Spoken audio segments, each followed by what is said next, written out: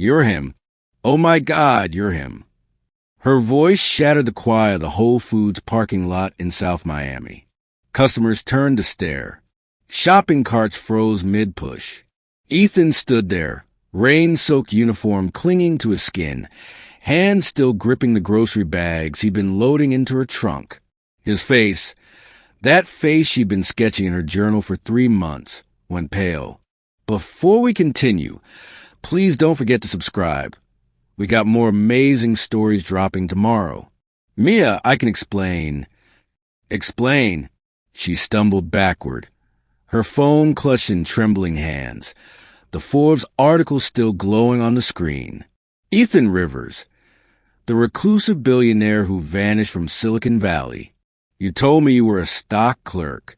You told me you lived in Kendall in a studio apartment. You told me. Everything else was true, he whispered, and there were tears in his eyes now. Real tears. Everything about us was true. Was it? Her voice cracked. Because the man I fell in love with helps elderly customers to their cars and rides a Metrorail and splits a $12 pizza with me on Friday nights. That man doesn't have a net worth of $4.7 billion.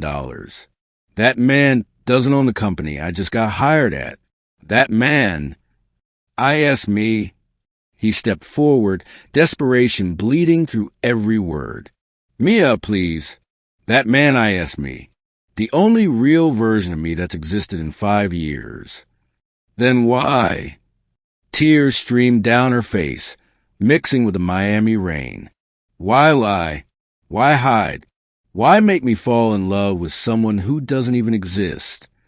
Because his voice broke completely.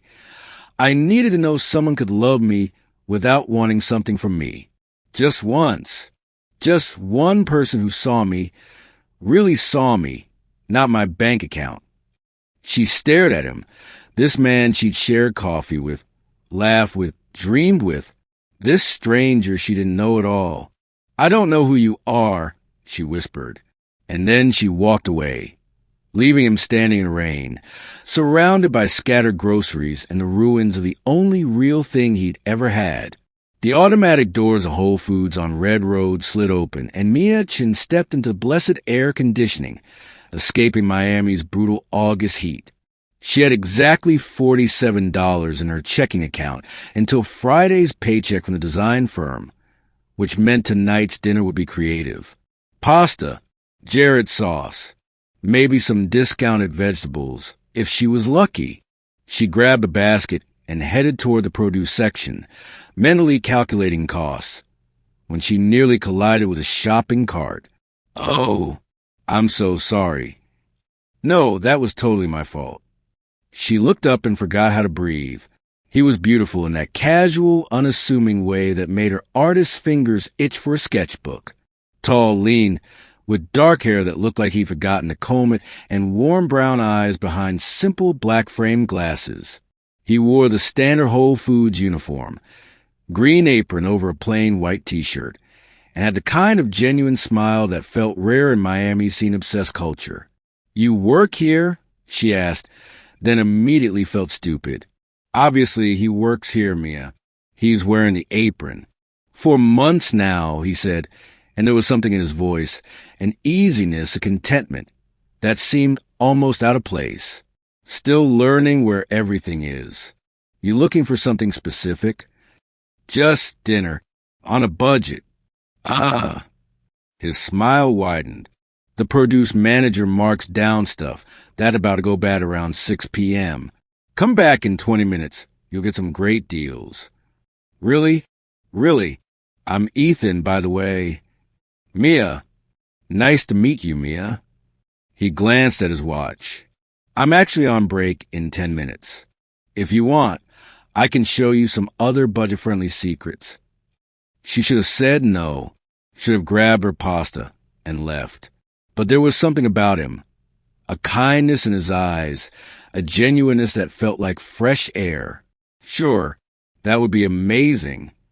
25 minutes later, they were sitting on a bench outside the store, both eating the same thing, day-old sushi from the discount rack and sparkling water.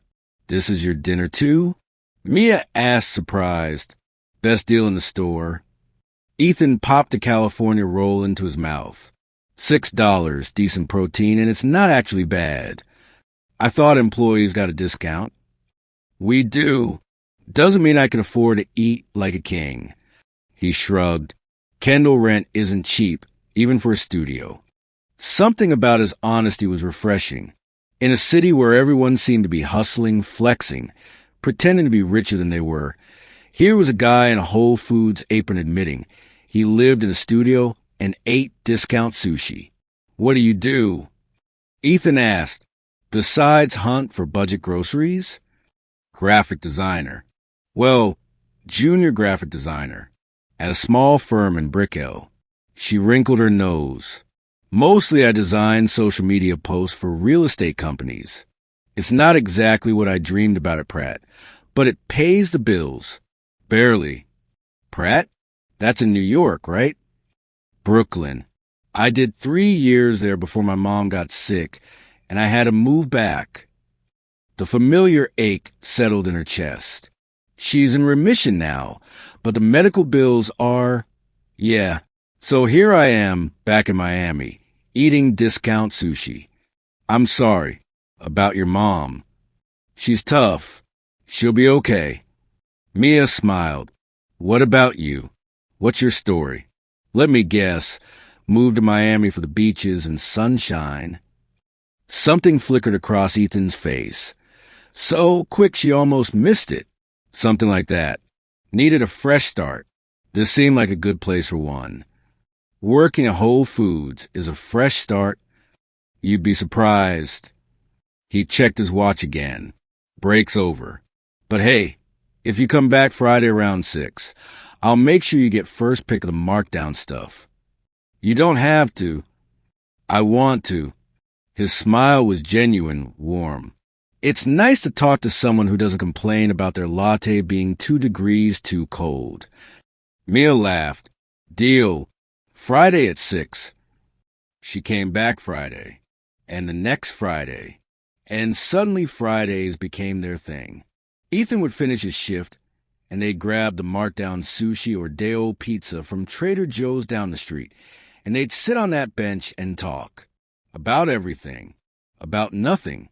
He told her about riding the Metro Rail to work every day, about his tiny studio apartment with a broken AC that his landlord kept promising to fix, about learning to make coffee at home because Starbucks was too expensive, about finding joy in small things, a good sunset, a funny customer interaction, the satisfaction of organizing a perfect produce display. She told him about her mom's chemo appointments at Sylvester Cancer Center, about her dreams of one day having her own design studio, about the sketchbook she filled with drawings of Miami, the real Miami, not the Instagram version, the food trucks in Wynwood, the elderly Cuban men playing dominoes in Little Havana, the sunrise over Virginia Key. Can I see? Ethan asked one Friday, gesturing to her ever-present sketchbook. Mia hesitated, then handed it over, watched his face as he flipped through pages of pencil drawings and watercolor sketches. These are incredible, he said softly. Mia, you're really talented. They're just sketches. They're more than that. You capture something real, something honest. He stopped on a drawing of an elderly woman at a bus stop, her face lined with years, but her eyes bright. This is beautiful. That's Mrs. Rodriguez. She lives in my mom's building. You should show these, like in a gallery or something. Mia laughed. Gallery shows cost money I don't have. Besides, who wants to see drawings of regular people doing regular things? I do, Ethan said, and the way he looked at her made something flutter in her chest. I think regular people doing regular things is the most beautiful thing in the world. 2 months in, and Mia realized she was falling for him. It happened slowly, then all at once. The way he remembered she took her coffee with oat milk. The way he'd saved the best markdown items for her. The way he'd text her photos of ridiculous customer complaints with captions that made her laugh during boring work meetings. The way he looked at her like she was the most interesting person in the world. One rainy Saturday, he showed up at her apartment in Coral Gables, the tiny one-bedroom she shared with her mom, with a bag of groceries. "Ethan, what are you?" "Your mom mentioned she was craving her grandmother's egg drop soup. I got the ingredients." He held up the bag sheepishly. "I looked up a recipe. Fair warning, I might burn your kitchen down."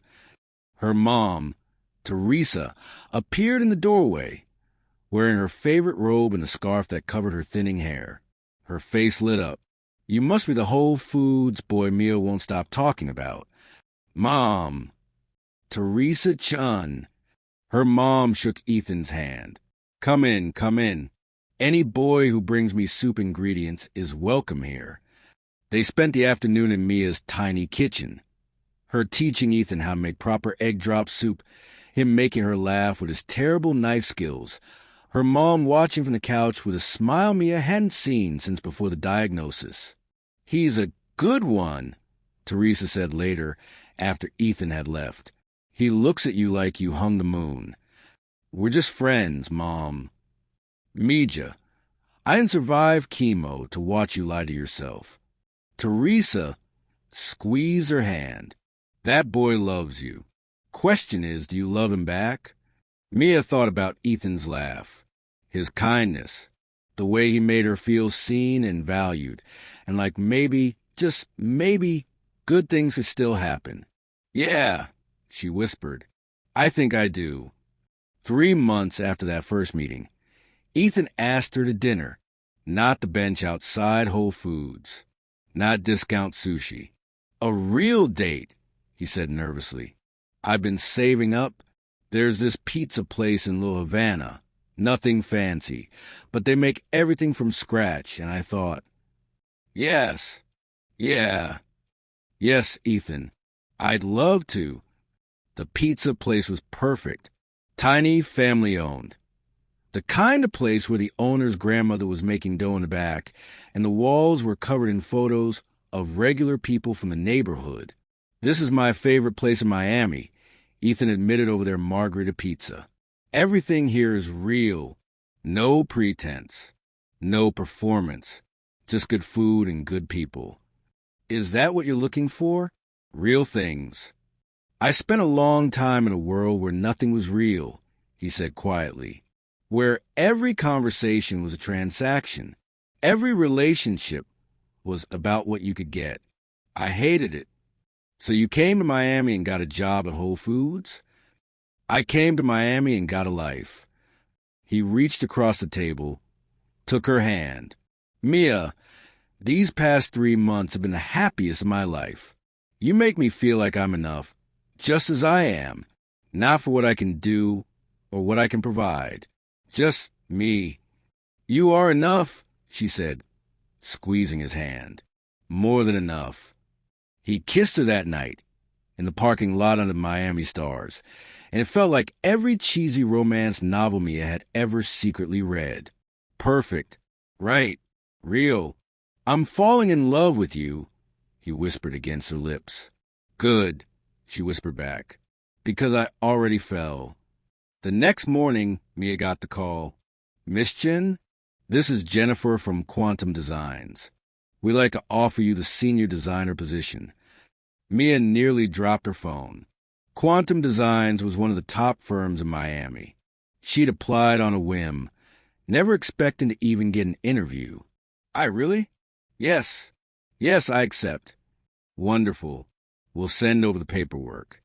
Your start date is October 1st. "Oh!" "And just so you know, Quantum was recently acquired by Rivers Collective. It's a tech conglomerate, but they're very hands-off. Won't affect your day-to-day at all." "That's great. Thank you so much." She immediately texted Ethan. "Got the job. Quantum Designs. Can you believe it?" His response came seconds later. "That's amazing. So proud of you. Celebrate tonight?" "Yes." "Pizza place again?" "My treat this time." Perfect. See you at 7. Mia spent the afternoon floating on air. New job. Amazing boyfriend. Her mom in remission. For the first time in years, everything was falling into place. That evening, she Googled Quantum Designs, curious about her new workplace. The website was sleek, modern. She clicked through to the About Us section. Quantum Designs is a subsidiary of Rivers Collective, a privately held investment firm founded by... She clicked the link, and her world shattered. Founded by tech entrepreneur Ethan Rivers, who made his fortune by age 30 and then mysteriously vanished from Silicon Valley 5 years ago. Rivers, worth an estimated $4.7 billion, is known for his reclusive nature, and the face in the Forbes article was unmistakable. Ethan, the Whole Foods employee who rode the Metro Rail and ate discount sushi and lived in a studio in Kendall, was a billionaire. Mia sat in her car outside the pizza place for 20 minutes, phone clutched in shaking hands, reading and rereading the article. Ethan Rivers, the reclusive billionaire who vanished from Silicon Valley. At 30, Rivers sold his data analytics platform for $2.1 billion. By 32, his investment firm had tripled that fortune. Then, at 33, he disappeared. No public appearances. No interviews. His company, Rivers Collective, operates through executives, while Rivers himself remains a ghost. There were photos, old photos. Ethan in expensive suits at tech conferences.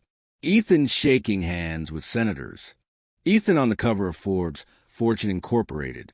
And one recent paparazzi shot from Austin, blurry, taken from a distance, of a man in sunglasses and a baseball cap leaving a nondescript office building. The caption read, "Rivers spotted in Austin last year.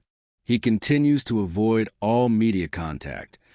Austin, he'd told her he'd never been to Texas. Another lie. Her phone buzzed. "Ethan, you okay? You're usually here by now." She couldn't do this over text. Couldn't do this in the pizza place where they'd shared their first real kiss. She drove to Whole Foods instead. He was waiting outside, concern etched on his face. Still in his uniform. Still looking like the man she'd fallen in love with. The gentle stock clerk who helped elderly customers and saved her the best markdown deals. "Mia, what's wrong? You sounded weird on the..." She held up her phone. The Forbes article, his face on the screen. Ethan went completely still. "When were you going to tell me?" Her voice was surprisingly steady. "Before or after I started working at the company you own." "Mia, please let me explain."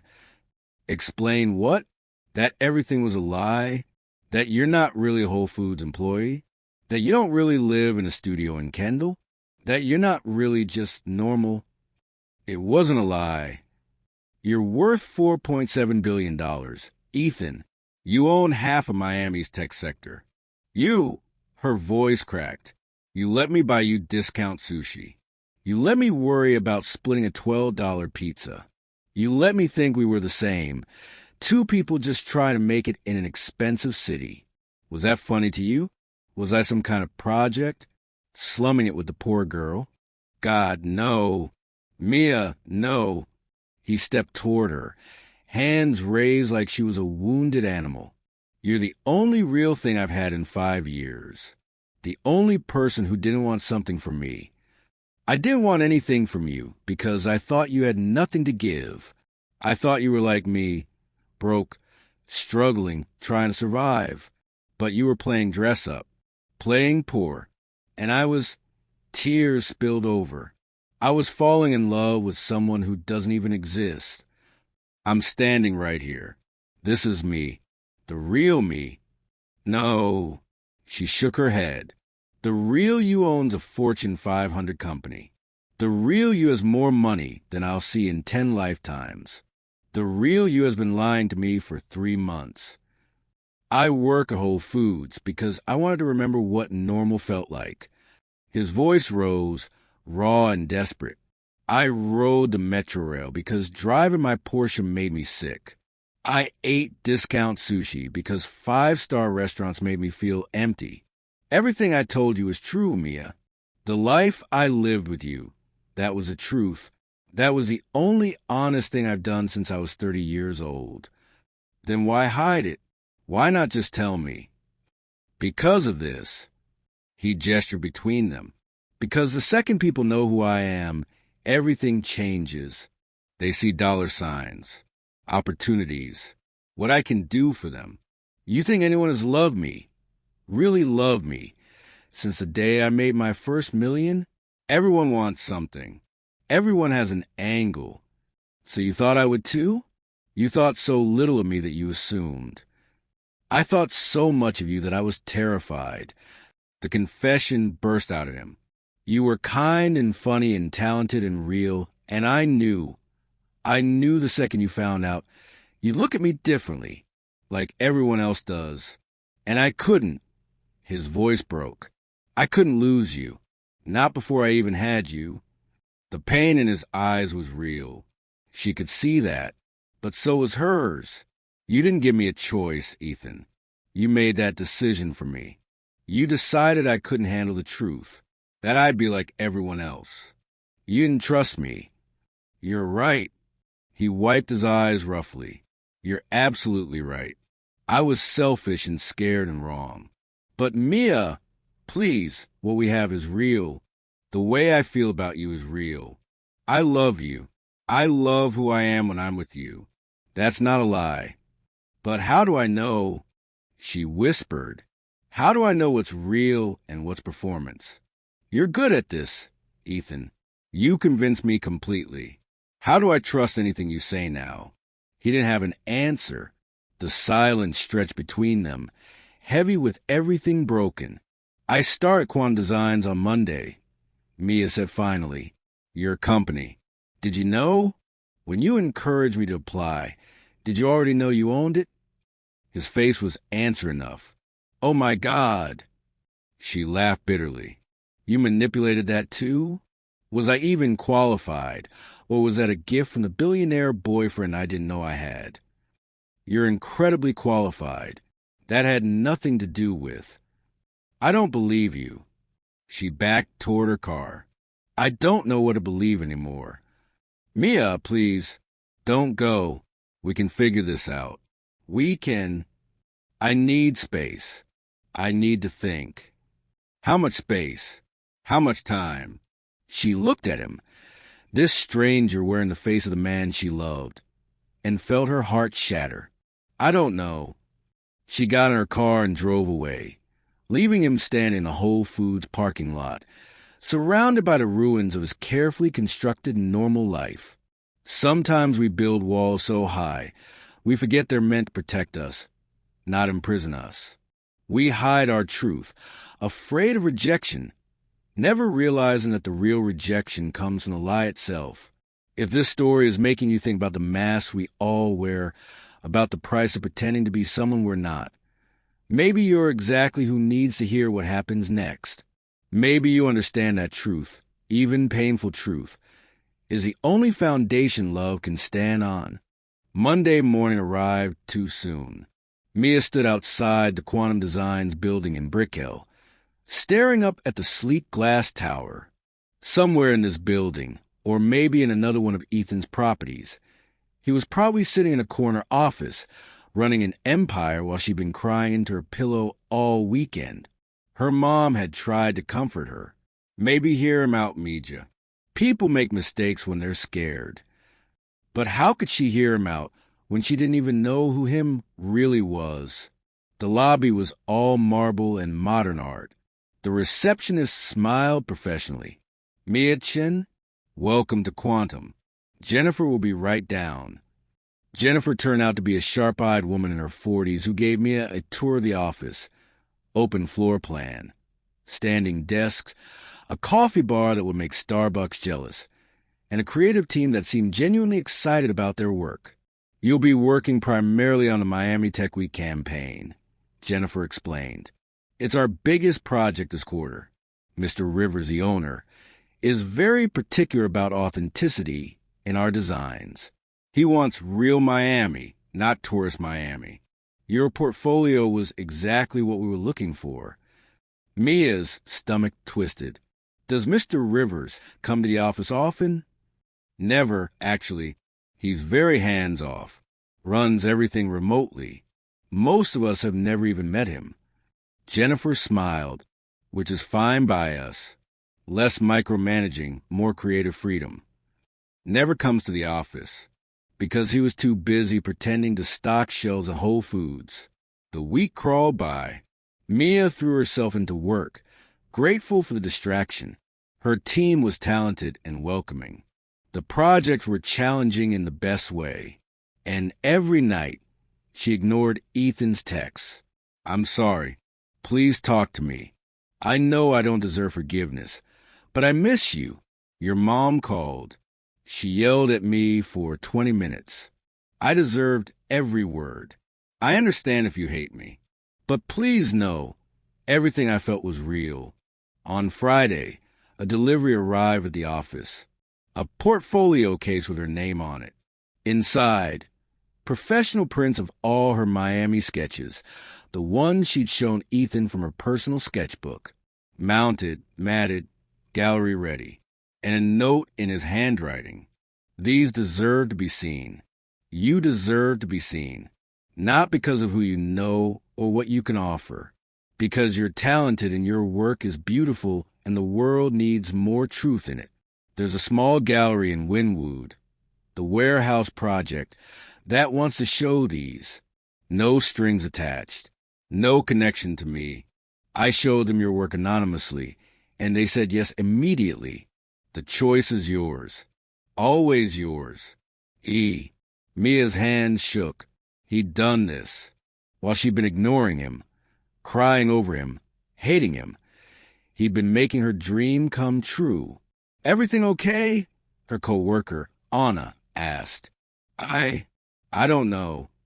The Wynwood Gallery was exactly the kind of place Mia had dreamed about. Exposed brick, industrial lighting, local artists whose work celebrated the real heart of Miami. Not the beaches and nightclubs, but the neighborhoods, the people, the soul of the city.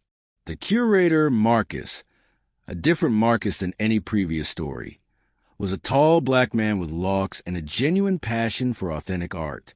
Your work is special, he said, studying her sketches. It captures something most people miss. The humanity in the everyday. When can you have 20 pieces ready? 20. For the show. First Friday in November. Think you can do it? Mia's heart raced. Yes. Absolutely yes. Great. Oh. And whoever sent me your portfolio initially, tell them thank you. They said you were worth seeing. They were right. She left the gallery, walking on air, then immediately crashed back to earth. Ethan had done this. She pulled out her phone, stared at his name in her contacts. 3 weeks of silence. 3 weeks of avoiding him, blocking him out, pretending he didn't exist. 3 weeks of missing him so much it physically hurt. Her thumb hovered over the call button. Then she put the phone away. She wasn't ready. Not yet. But she texted, "Thank you for the gallery. You didn't have to do that." His response came within seconds. "I did. Because you deserve it. Not because I'm trying to buy forgiveness. You earned this on your own talent. Can we talk?" 3 dots appeared. Disappeared. Appeared again. "Whenever you're ready. I'll wait.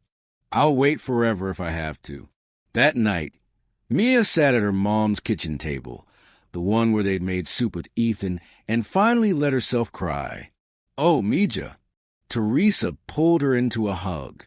"What happened?" "He got me a gallery show. He submitted my work, anonymously, and they said yes. They want 20 pieces. It's everything I've ever wanted." "Then why are you crying?"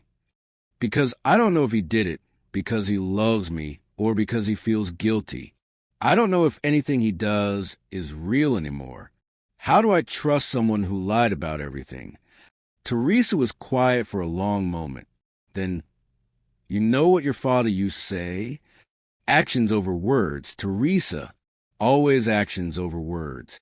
This boy, this man, he's been showing you who he is for months. Not with money, with time, with attention, with caring about your dreams. But he lied.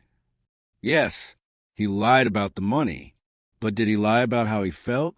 Did he lie about showing up? About being there when I was sick? About making you laugh? About seeing you, really seeing you? Mia thought about Ethan on that bench, eating discount sushi, asking about her day. Ethan in this kitchen, making soup with terrible knife skills. Ethan holding her hand and telling her she was enough. No, she whispered. That was all real. Then maybe the question isn't whether you can forgive him. Maybe it's whether you can forgive yourself for being scared to trust something real. What if he breaks my heart again? Meja, he already did, and you survived. The question is, do you want to survive or do you want to live? Saturday morning, Mia found herself standing outside a Starbucks in Coconut Grove. She'd texted Ethan, "Can we talk? In person?" His response, "Anywhere, anytime, I'll be there." He arrived exactly on time, and her heart did that stupid flutter thing it always did when she saw him. He looked exhausted, dark circles under his eyes, hair messier than usual, like he hadn't been sleeping. "Hi," he said softly. "Hi." They got coffee, he paid, and she didn't argue, and sat outside with Miami sun filtered to the palm trees. "Thank you for seeing me," Ethan said. "I wasn't sure you would." "I wasn't sure either." Mia wrapped her hands around her cup. "But my mom pointed out that I've been so busy being angry about the lies, I forgot about the truth." "What truth?" "That you showed up. For 3 months, you showed up, not as a billionaire, not with money or gifts or promises, just as you. And that version of you, the one who rode the Metro Rail and ate discount sushi and helped my mom make soup, that was real, wasn't it? It was the most real I've been in my entire life." His voice was raw. "Mia, I made my first million at 26. By 30, I had more money than I knew what to do with. And you know what? It was the loneliest time of my life. Every friend wanted something. Every relationship was transactional. Every conversation had an angle. So you ran away." "I ran away." He nodded, moved to Miami, hired people to run my companies, and tried to disappear. Try to figure out who I was without the money. And then I met you, and for the first time, someone saw me. Not my bank account. Me. But you didn't give me the chance to choose. You decided for me that I couldn't handle the truth. You're right. I was a coward. I was so scared of losing what we had that I didn't trust you enough to let you decide." He met her eyes. "I'm sorry. I'm so sorry. If I could go back and do it differently, I would tell you everything from day one. But I can't. All I can do is tell you the truth now, which is that I love you, that these 3 weeks without you have been hell, that I don't care if you want nothing to do with my money or my companies or any of that. I just want you, the bench outside Whole Foods, discount sushi, bad Friday night pizza. That's all I want. That's all I've ever wanted." Mia felt tears prick her eyes. "You hurt me, Ethan. You made me question everything." "I know, and if you can't forgive me, I'll understand. I'll step back. I'll make sure you can keep your job without any weirdness. I don't want you to step back." He froze. "You don't." "I want the truth. All of it. No more secrets. No more hiding. If we're going to do this, really do this, I need to know everything." "Everything," he promised, starting with, "I own 11 properties in Miami, but I actually do live in that studio in Kendall. That's not a lie. The penthouse in Brick Hill? I hate it. Too big. Too empty. The Kendall place is small, and it's got a broken AC, and the neighbors are loud, but it feels like home because it's real. Despite everything, Mia smiled. You really do live there? Want to see my lease? It's month to month because my landlord is convinced I'm secretly a serial killer who's going to move out in the middle of the night. She laughed, actually laughed. What else? I really do work at Whole Foods. I don't need the money, obviously, but I need the routine, the normalcy. Talking to people who don't know who I am. It keeps me sane. And the Metro Rail? I have a car in a garage somewhere. I forget where. My driver knows. But I like the Metro Rail. You meet interesting people. It's real life. Mia studied his face. The genuine relief there, the hope. This is crazy, you know that? Normal people don't date billionaires. I'm not asking you to date a billionaire. I'm asking you to date Ethan. The guy who burns your kitchen making soup. Who tells terrible jokes. Who loves you so much he's willing to wait however long it takes for you to trust him again. It's going to take time, she warned, to rebuild that trust. I've got time. I've got all the time in the world. I'll spend every second proving I'm worth it. She looked at him, really looked at him, saw the fear and hope and desperate love in his eyes, saw the man who'd shown up for her mother, who'd remembered her coffee order, who'd gotten her a gallery show not to buy forgiveness, but because he believed in her. Okay, she said softly. Let's try. But Ethan, no more lies. Not even small ones. Not even to protect me. If we're doing this, we're doing it with complete honesty. Deal. Deal. He reached across the table, took her hand. I love you, Mia-chun. The real me loves the real you. I love you too, even though you're secretly a billionaire weirdo who lives in a studio apartment. Especially because I'm a billionaire weirdo who lives in a studio apartment. They sat there in the Miami sunshine, holding hands across a coffee shop table, and Mia felt something she hadn't felt in 3 weeks. Hope. Maybe love wasn't about perfection. Maybe it was about choosing each other despite the flaws, the mistakes, the messy humanity of it all. Maybe real love was what happened when you stopped performing and started being honest. And maybe, just maybe, they could figure out how to do this. The next month was different. Ethan didn't try to sweep her off her feet with expensive gestures. No private jets. No designer gifts. No 5-star restaurants. Instead, he showed up. He met her after work at Quantum Designs, waiting outside like a regular boyfriend, not the man who owned the building. They'd grab empanadas from a food truck in Bayfront Park and sit on the grass, watching the sunset paint Biscayne Bay in shades of orange and pink. He came to family dinner every Sunday at her mom's apartment, brought groceries, not fancy stuff from Whole Foods, but regular items from Publix. Helped Teresa with her crossword puzzles. Listened to her stories about Cuba, about her youth, about Mia's father who died before Mia was born. You're good for her, Teresa told Ethan one night while Mia was in the bathroom. She's laughing again, really laughing. She's good for me, Ethan replied. She makes me want to be honest about everything.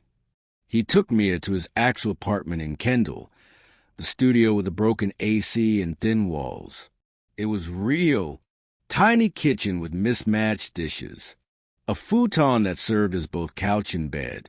Books stacked everywhere. Windows that looked out onto a parking lot where kids played basketball and neighbors argued in Spanish. This is really where you live, Mia said, amazed. This is where I feel human. He gestured around. No marble countertops. No designer furniture. Just life. Real life. Show me the penthouse. He blinked. What? The one you hate. In Brickell. Show me. I want to see both sides of you. So he did. The penthouse was exactly what she expected. Floor-to-ceiling windows overlooking the Miami skyline, furniture that cost more than her car, art she'd only seen in museums. Beautiful, perfect, completely sterile. I hate it here, Ethan admitted, standing in the middle of his living room like a stranger. It's like living in a hotel. Nothing feels real. Nothing feels like mine. Then why keep it? Because sometimes I have business meetings, video calls with investors. They expect this. He gestured around. They expect the billionaire in the tower. So I give them that. But the second they hang up, I go back to Kendall. Mia walked to the window, looked out at the city lights. You're living two lives. I'm trying not to anymore. What does that mean? He came to stand beside her. It means I'm tired of hiding, tired of pretending. If we're to do this, really do this, I want to integrate my lives. I want you to know all of me, the guy who works at Whole Foods and the guy who runs Rivers Collective. Both. Together. That's terrifying. I know, but I think it's the only way this works. Complete honesty. No compartments. She turned to face him. What if people find out? What if the media gets involved? What if your business partners think I'm a gold digger? Then we deal with it together. He took her hands. Mia, I've spent 5 years hiding from my own life. I don't want to do that anymore. Especially not if it means hiding you. 2 weeks before a gallery opening, everything changed. Mia was at Quantum Designs when Jennifer called her into the office. We have a problem with the Miami Tech Week campaign. The client wants to meet the design team, including Mr. Rivers. Mia's stomach dropped. Ethan's coming here? You know Mr. Rivers? Jennifer's eyebrows shot up. It's complicated. Well, uncomplicated fast. He'll be here Friday for the presentation. First time he's visited the office in 3 years. Everyone's freaking out. That night, Mia called Ethan. You're coming to Quantum? The client insisted on meeting the ownership. I couldn't say no without raising questions. He paused. Mia, I know this is awkward. If you want, I can keep it professional. No one has to know about us. That's the compartmentalization again. I'm trying to protect you. Stop protecting me and start trusting me. We do this together, remember? Both lives integrated. You want people to know we're together? I want to stop hiding. Just like you said. If we're doing this, we're doing it for real. No more secrets. She could hear the smile in his voice. Okay, together. No more secrets. Friday arrived. The Quantum Designs office buzzed with nervous energy. The CEO of Rivers Collective, Ethan Rivers himself, was coming. People cleaned their desks, practiced presentations, tried to look professional. Mia wore her favorite blazer and tried to calm her racing heart. When Ethan walked in at precisely 2 p.m., the office went silent. He looked different in a suit, still handsome, but more intimidating. This was billionaire Ethan, tech mogul Ethan, the man from Forbes covers and business journals. But when his eyes found me across the room, he smiled. That same warm smile from the bench outside Whole Foods. The real Ethan, visible beneath the expensive clothes. Jennifer led him through the presentation. The team showcased their Miami Tech Week campaign. Authentic neighborhood shots, real people, the soul of the city. Exactly what Ethan had asked for. It's perfect, Ethan said when they finished. This is exactly the authentic Miami story I wanted to tell. Exceptional work. Mia led the creative vision. Jennifer said proudly, she's been instrumental. Ethan's eyes met Mia's. I'm not surprised. She has a gift for seeing truth in places others overlook. The meeting continued. Clients were impressed. Contracts would be signed. It was a success. As people filed out for a coffee break, Ethan approached Mia's desk. Hi, he said softly. Hi. You did incredible work on this campaign. Thanks. I had good inspiration. Someone taught me that real Miami is more interesting than the postcard version. Smart person. He has his moments. Anna, Mia's co-worker, appeared suddenly. Oh my God, you know Mr. Rivers? Mia looked at Ethan. This was it. The moment they could keep hiding or step into the light. Yeah, Mia said, reaching for Ethan's hand. He's my boyfriend. The office went dead silent. Anna's mouth fell open. Your boyfriend? Boyfriend, Ethan confirmed, squeezing Mia's hand. I know it's unconventional. Unconventional. Anna laughed. Mia, you're dating a billionaire. I'm dating Ethan, Mia corrected gently, who happens to be a billionaire. But mostly, he's just a guy who's terrible at cooking and loves discount sushi. And who loves you, Ethan added, very much.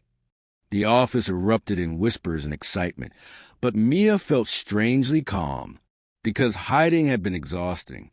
Pretending Ethan was just her secret, just her private world. It had been slowly suffocating them both. Sometimes the bravest thing we can do is stop performing for others and start living our truth out loud, even when it's messy, even when people will judge, even when it means being vulnerable in front of the whole world. If you've ever hidden part of yourself because you were afraid of judgment, if you've ever loved someone and been scared to claim them publicly, maybe you understand why this moment matters, why choosing truth over comfort is the only way love survives. That night, Mia's phone exploded. Text from Anna. OMG, tell me everything. Text from her college roommate. You're dating who? 3 missed calls from numbers she didn't recognize. Probably media, somehow already sniffing the story. And 1 text from her mom. I'm proud of you, Mija. Love isn't meant to be hidden. Ethan came over to her mom's apartment for dinner, and they all sat around the small kitchen table. Teresa, Mia, and the billionaire who preferred Publix chicken to caviar. So, Teresa said, eyeing Ethan, now that the secret's out, what happens? We live our lives. Ethan said simply, we go to Mia's gallery opening next week. We keep having Sunday dinners here. We figure out as we go. Together. And if the media comes after Mia, if people say she's with you for money, then we ignore them because we know the truth. He looked at Mia, and the truth is, she loved me when she thought I stocked shelves and rode the bus. The money didn't make her love me. The money almost ruined us. But we chose each other anyway. That's the only truth that matters. Teresa smiled. Good answer. You can stay for flan. Later, on her mom's tiny balcony under Miami stars, Mia leaned against Ethan's chest while he wrapped his arms around her. Scared, he asked. Terrified. You? Absolutely. He kissed the top of her head. But I'd rather be terrified with you than comfortable without you. That's disgustingly romantic. I'm a billionaire. We're allowed to be disgustingly romantic. She laughed, turned in his arms to face him. Thank you for being brave today, for not hiding us. Thank you for not letting me hide, for pushing me to integrate my lives, for seeing all of me and choosing to stay. Always, she promised. Both versions of you. The stock clerk and the CEO. The guy in the studio and the guy in the penthouse. All of it. All of you. All of me, he repeated like a prayer. For all of you. Deal. Deal. They kissed under the Miami sky. 2 people who'd learned that love wasn't about perfection or presentations or keeping up appearances. It was about being brave enough to be real. The warehouse project in Wynwood was packed. Mia had expected maybe 30 people, friends, family, a few art enthusiasts. Instead, the gallery was wall-to-wall with Miami's creative community, tech insiders, socialites, and yes, paparazzi, because word had gotten out, not just about the gallery show, but about her. Mystery woman dating reclusive billionaire Ethan Rivers debuts art show. Miami Herald. From discount sushi to gallery opening, inside the love story that is Miami talking. Biscayne Times. Who is Miachin, the artist who captured a billionaire's heart? Forbes. This is insane, Mia whispered to Ethan, who stood beside her in jeans and a simple button-down, refusing to dress like the billionaire everyone expected. There are photographers outside. Actual paparazzi. Want me to have them removed? He was serious. No, this is part of it now, right? Your world and mine. We integrate, remember? He squeezed her hand. We integrate. But Mia, tonight is about your art. Not me. Not us. You. Don't let them take that from you. Marcus, the curator, clinked a glass for attention. Ladies and gentlemen, thank you for coming to celebrate Real Miami, a collection by Mia Chin that captures the authentic soul of our city. Mia, would you like to say a few words? Every eye turned to her. Cameras raised. Phones out. Mia took a breath, stepped forward, and chose honesty. A few months ago, I was eating discount sushi on a bench outside Whole Foods, convinced my dreams were too big for my reality. Someone sat down next to me, someone who taught me that dreams aren't about money or connections or luck. They're about seeing truth and having the courage to show it to the world. She looked at Ethan, who stood at the back of the crowd, eyes shining. This collection is about Miami, the real one, not South Beach clubs or celebrity mansions. The grandmothers waiting at bus stops, the food truck workers, the families in Little Havana, the everyday people who make this city beautiful. That's what I see. That's what I want to share. And Ethan Rivers? A reporter shouted from the crowd. Is he why you got this opportunity? The room went silent. Mia smiled. Ethan got me nothing. Marcus chose my work because it's good. Period. But Ethan did teach me something important. That authenticity matters more than perfection. That showing up as yourself, flaws and all, is braver than any performance. So yes, he influenced this show, not with money or connections. By reminding me to be real, the crowd erupted in applause. For the next 3 hours, Mia watched strangers connect with her art, watched them pause in front of her drawing of Mrs. Rodriguez at the bus stop, her sketch of the domino players in Little Havana, her watercolor of the sunrise over Virginia Key. A woman in her 60s stood crying in front of a piece titled Teresa's Kitchen, the drawing of Mia's mom making soup, her scarf covering her thinning hair, but her smile genuine and warm. My sister just finished chemo, the woman whispered to Mia. This captures it. The strength, the beauty and survival. Thank you. That's when Mia understood. Art wasn't about impressing people or getting famous or proving anything. It was about connection, truth, seeing and being seen. Just like love. Near closing time, Anna from Quan Designs found Mia in a quiet corner. Hey, congrats on the show. Everything sold. Wait, what? Everything. All 20 pieces. Marcus is losing his mind. Anna grinned. Also, can we talk? About work. Mia's stomach clenched. If this is about Ethan, it's not. Well, it is, but not how you think. Anna sat down. I was jealous. When I found out you were dating the owner, I thought maybe that's why you got the Miami Tech Week lead. Why your ideas kept getting approved. And I was wrong. Your work is incredible, Mia. You earned everything. I wanted to apologize for being bitter. Anna, I get it. It looks bad from the outside. But it's not. I see that now. You're insanely talented. And honestly, the fact that you kept it quiet for so long, that you didn't leverage a connection, that says everything about your character. Mia felt tears prick her eyes. Thank you. That means a lot. So we're good. We're good. They hugged, and Mia felt another piece of her new reality click into place. Not everyone would understand. Not everyone would believe she'd earned her success. But the people who mattered, the ones who saw her work, her effort, her truth, they would know that was enough. At midnight, after the gallery emptied and Marcus left with a bottle of champagne to celebrate his most successful opening ever, Mia and Ethan stood alone among her drawings. "You did it," Ethan said softly. "You showed the world who you are, and they loved you. I showed them my work. There's a difference. No, your work is you. That's what makes it beautiful." She turned to him, this man who turned her world upside down and somehow made it better.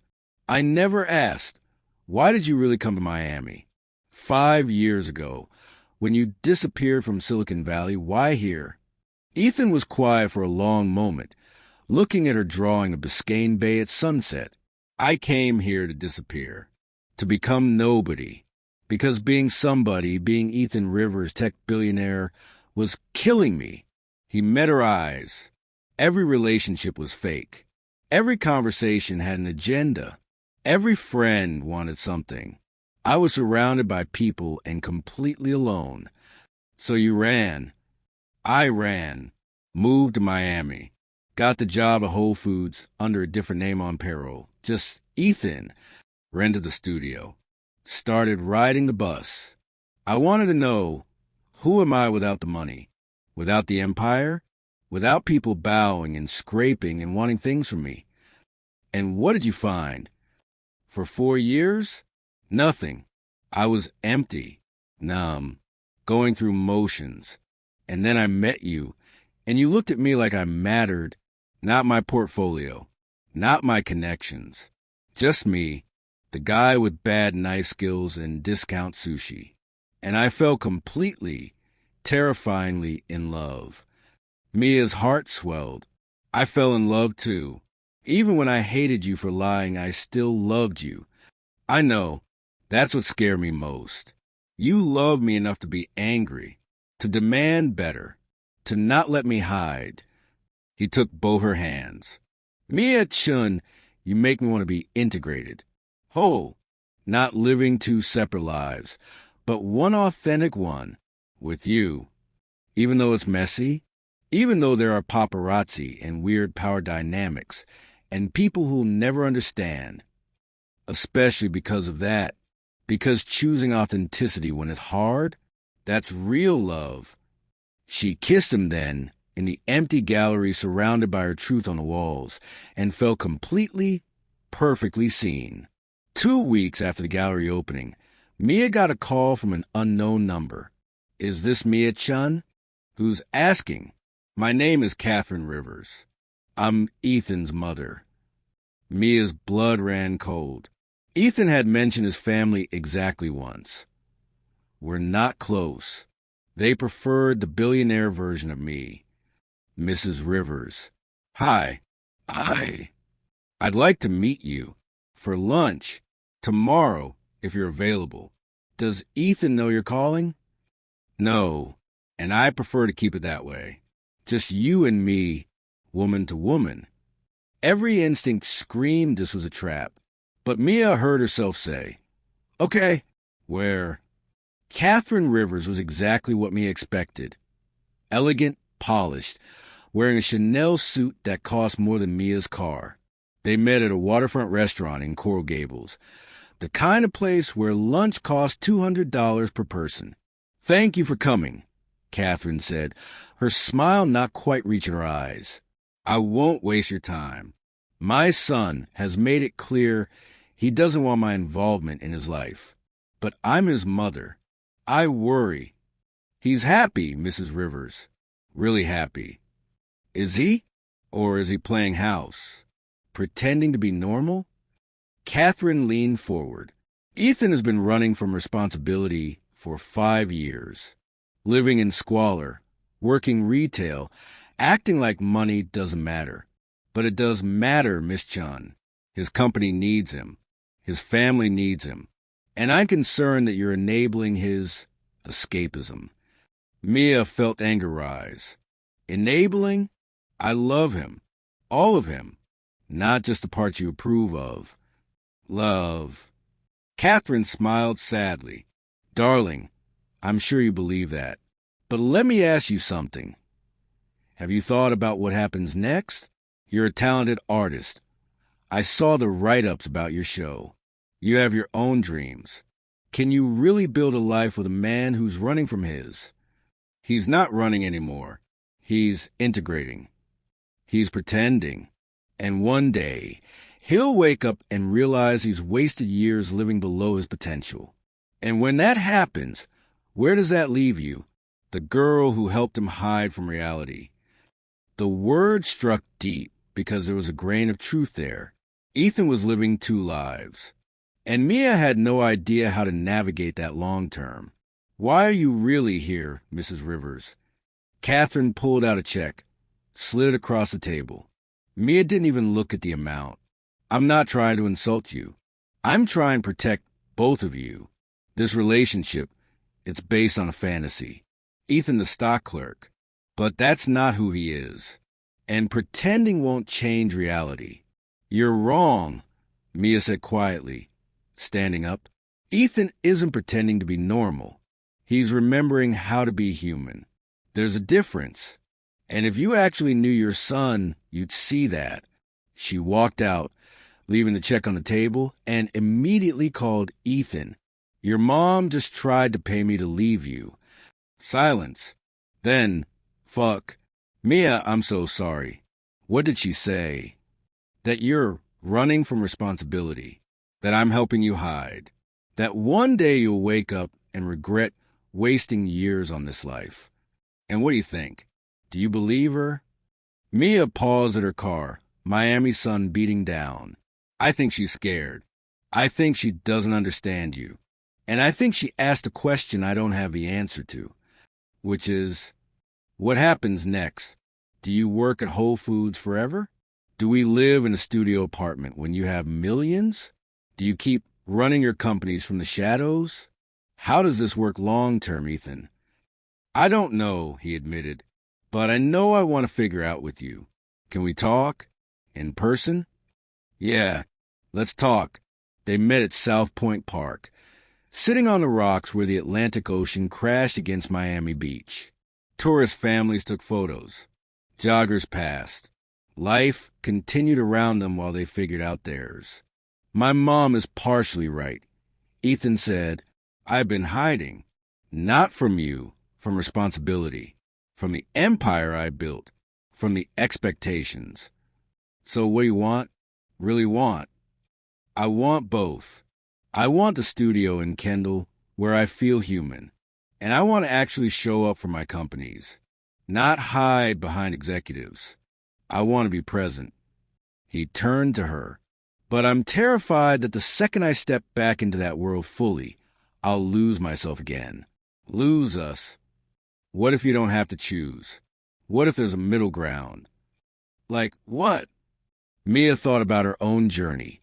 The girl who ate discount sushi to the artist with a sold-out show. About integrating her dreams with her reality. You show up, fully, as both versions of yourself.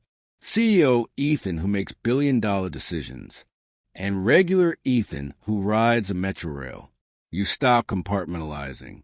You bring your humanity into the boardroom. They'll think I'm crazy. Maybe, or maybe they'll see a leader who actually cares about real people, who understands what normal life costs, who makes business decisions based on reality, not just profit margins. She took his hand. Ethan, you're not the first billionaire to struggle with this, but you might be the first one honest enough to admit you don't have all the answers. What if I fail? What if I step back into that world and it destroys me again? Then I'll be there to remind you who you are, and you keep the studio. You keep riding the bus sometimes. You keep working at Whole Foods if it keeps you grounded, but you stop hiding from the rest of your life. He pulled her close, buried his face in her hair. How are you so wise? My mom survived cancer. Kind of puts everything in perspective. They sat there as the sun set over Miami. Two people figuring out how to build something real in a world obsessed with performance. I'm scared, Ethan whispered. Me too. But let's be scared together. Deal. Deal. Sometimes the bravest thing we can do is stop hiding from our own lives. We run from success because we're afraid it will change us. We run from failure because we're afraid it defines us. But what if the real challenge is showing up as our whole selves, messy, complicated, imperfect, and trusting that love can hold all of it? If this story is making you think about the parts of yourself you've been hiding, the dreams you've been running from, the person you're afraid to become, maybe you're exactly who needs to hear how this ends. Because the truth is, integration is terrifying, but it's the only way we become whole. 6 months later, everything changed. Ethan stopped hiding. He showed up at Rivers Collective headquarters in Brickell, not in a suit, but in jeans and his favorite hoodie, called a meeting with his executives and said, "I'm done being a ghost. Starting today, I'm present, involved, but we're doing things differently." He implemented new policies, living wage for all employees, mental health days, paid family leave, investments in Miami's underserved communities. "We're not just building wealth," he told the board when they pushed back. "We're building a company that actually serves the people who make it successful. If that hurts profits short term, I don't care. I'd rather build something meaningful than just something profitable." Some executives quit. Others stayed, inspired by a CEO who actually gave a damn. And Ethan kept his job at Whole Foods, one shift a week, because it reminded him what real work looked like, what normal people dealt with, what mattered. "You're still doing that?" a tech journalist asked during Ethan's first interview in 5 years. "I'll always do that. It keeps me honest, keeps me human. My employees aren't numbers on a spreadsheet.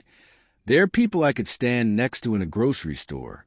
I need to remember that." The interview went viral. Billionaire CEO works retail to stay human. Every major outlet picked it up. Some people thought he was crazy. Others thought it was a publicity stunt. But many, saw it for what it was. A man trying to live authentically in a world that rewards performance. Mia's art career exploded, not because of Ethan, but because of her work. Galleries across Florida wanted her pieces. A collector from New York offered 6 figures for her Teresa's Kitchen series. A coffee table book deal came through. Real Miami. Portraits of a City Soul. "This is insane," Mia told her mom over Sunday dinner, still at the same small apartment, because some traditions were sacred. "A year ago I was worried about affording pasta.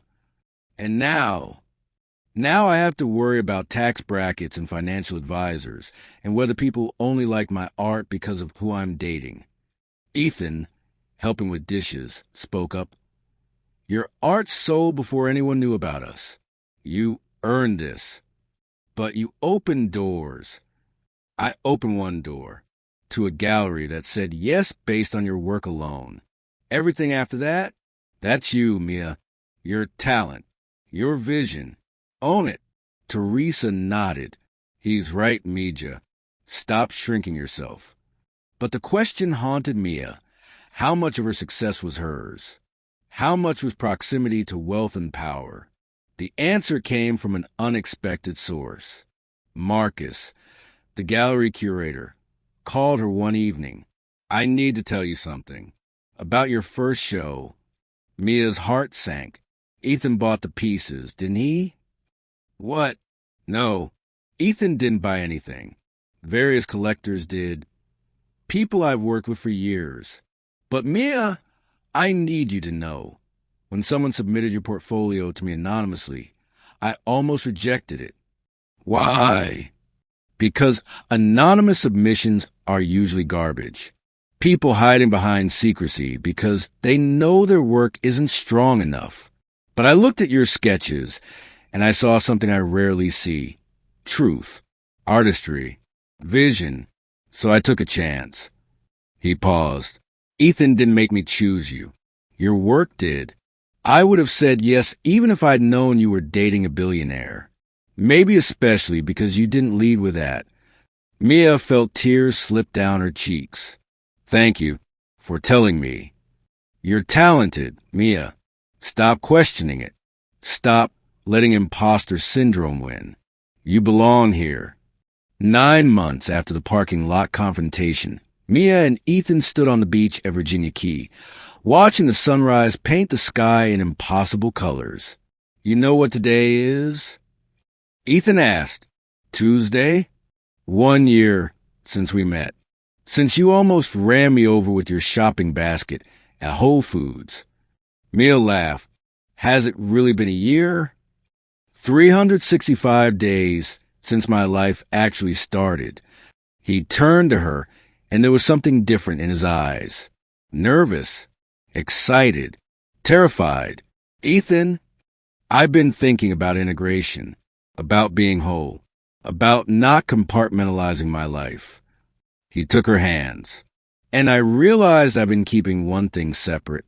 One dream I've been too scared to say out loud. What dream? He dropped to one knee. Mia's heart stopped. The dream where you're not just my girlfriend, where we build a life together, all of it messy and complicated and real, where we argue about whether to live in the studio or the penthouse, and we compromise because that's what partners do, where we have Sunday dinners with your mom forever because she's family, where we figure out how to navigate wealth and normalcy and everything in between. He pulled out a ring, simple, elegant, not ostentatious. Perfect. Mia Chun, you taught me that hiding is the opposite of living, that authenticity is braver than any performance, that love means showing up as your whole self, even when it's terrifying. His voice cracked. I don't want to hide anymore. From my responsibilities, my privilege, my past, or my future. I want to face it all with you. Will you marry me? Tears streamed down Mia's face. She looked at this man who'd lied to her, hurt her, and then spent a year proving that growth was possible, that change was real, that love could survive truth. Yes, she whispered. Yes, Ethan Rivers. All versions of you. I'll marry all of you. He slid the ring on her finger and kissed her as the sun broke fully over the horizon, painting their future in gold and possibility. The studio in Kendall still had broken AC. Ethan still refused to fix it through his property connections, insisting on waiting for the landlord like everyone else. It's the principle, he said for the 1,000th time. It's 95 degrees, Mia replied, fanning herself. Principles don't matter when you're melting. They got married 6 months ago. Small ceremony at a little Havana restaurant. Just family and close friends. Mia wore a dress from a local designer. Ethan wore a suit but kept his Whole Foods name tag in his pocket for luck. Teresa cried happy tears. Catherine Rivers showed up awkwardly, tentatively, and apologized to Mia. I was wrong about you. About both of you. I'm trying to understand. It wasn't perfect, but it was honest. They split time between the Kendall studio and a modest house in Coral Gables. Not the penthouse, which Ethan sold. Too big. Too empty. I want a home, not a museum. Mia's art hung in galleries from Miami to New York. She taught classes at Community Center in Overtown, showing kids that art wasn't just for rich people. Ethan transformed Rivers Collective into a model for conscious capitalism. Not perfect, not without challenges, but trying. He still worked at Whole Foods, 1 shift a week. Still rode the Metro Rail, sometimes. Still believed in staying connected to reality. And every Friday night, without fail, they met on the bench outside that Whole Foods would discount sushi in each other. You know we can afford better sushi now, Mia said one Friday, laughing. But would it taste better? Would it feel as real? Ethan smiled. Some things aren't about money. Some things are about remembering who you are and where you came from. You're such a weirdo. You're weirdo. My weirdo, she agreed, kissing him. A young couple walked past. The woman with a shopping basket, the man in a Whole Foods uniform. They were laughing, clearly on a break, sharing something from the discount rack. Mia and Ethan caught each other's eyes and smiled. Think they'll make it? Ethan asked, if they're brave enough to be honest? Yeah, I think they will. Because in the end, that's what it all came down to. Honesty, authenticity, the courage to stop performing and start living. Ethan had been a billionaire playing poor. Mia had been poor playing strong. But together, they learned to be whole. Not billionaire and artist. Not CEO and designer. Not rich and poor. Just two humans figuring out how to love each other honestly in a world that rewards pretending, and that, more than any fortune, any gallery show, any success, was a real happily ever after. They sat on that bench as the sun set over Miami one more time.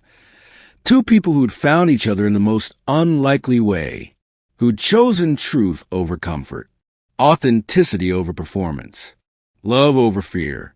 And if you've made it to the end of this story, if their journey resonated with something in you, maybe it's because we all know what it's like to hide, to pretend, to be afraid that our real selves aren't enough. But here's the truth they learned, the truth we all need to hear. You are enough, exactly as you are, with all your contradictions, your complications, your messy, beautiful humanity. The people who love you don't need you to be perfect. They need you to be real. So maybe the question isn't, can love survive honesty? Maybe it's, can love survive anything else? Because in a world full of filters and performances and carefully curated lives, being genuinely, courageously, imperfectly yourself, that's the real revolution. That's the real love story. That's the truth that sets us all free.